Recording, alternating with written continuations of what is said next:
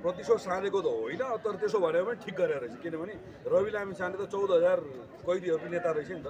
त्यो कैदीहरूको नेतालाई हामीले प्रतिशोध साँधे ठिकै गरेर रहेछ। अथवा जेनजीको प्रदर्शनमा जे जस्ता घटनाहरू भयो, यसबाट अब पुराना दलहरू नेताहरूले के पाठ सिके त, अथवा के सिकाउन बाँकी छ त?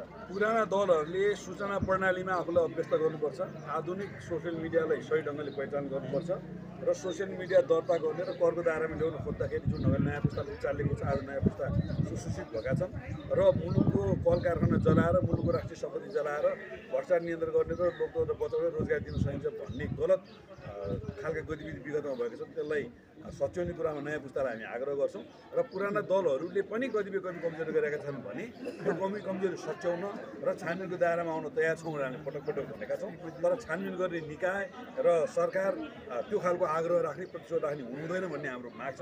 र जेनजी पुस्ताको उनीहरूले व्यवस्था परिवर्तन गर्न चाहेका थिएनन्, उनीहरूले अवस्था परिवर्तन गर्न चाहेका छन्। जेनजी पुस्ताले के चाहेको ल त्यो तपाईँको मुखबाट म सुन्न चाहन्छु। जेनजी पुस्ताले 23 गतेको आन्दोलनमा 3टा एजेन्डा उनीहरूले उठाए। एउटा भ्रष्टाचारको कुरा उठाए, उनीहरूले नेपो बेबी भन्दै नातावाद कृपावाद र नेताहरूका खासा छोराछोरीले मात्रै मुलुकका चाहिने स्रोत साधन शक्तिको पहुँचमा पाए, हामीले पाएनौँ भन्ने उनीहरूको गुनासो थियो र उनीहरूले सुशासन चाहेका थिए, रोजगारी चाहेका थिए। अब यो कुरा जुन ढङ्गले हुनुपर्ने त्यो ढङ्गले भएन भने उहाँहरूको गुनासो हुँदै नभएको होइन, तर अपेक्षाकृत भएन भने गुनासो हो।